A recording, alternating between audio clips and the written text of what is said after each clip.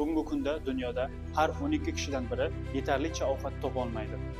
2024-yilda dunyoda taxminan 2,3 milliard inson yerni to'ydira olmaydigan darajada oziq-ovqatga muhtoj bo'ldi.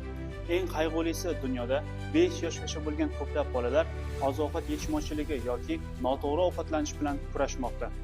Ochlikning sabablari murakkab. Urushlar, iqlim o'zgarishlari, qimmatbaho ovqat narxlari va pandemiyadan keyingi iqtisodiy zarbalar hali hanuz davom etmoqda. Agar hozir harakat qilinmasa, 2030-yilga borib ham 600 milliondan ortiq inson ochlikda yashashi mumkin.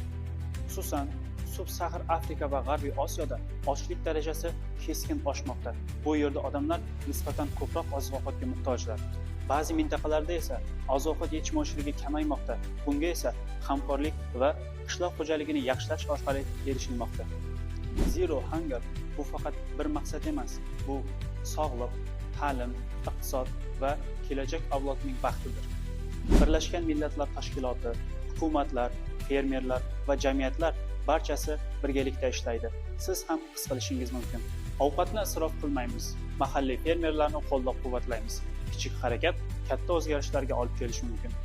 Zero Hunger bizning hammamizning maqsadimiz. Birgalikda mumkin.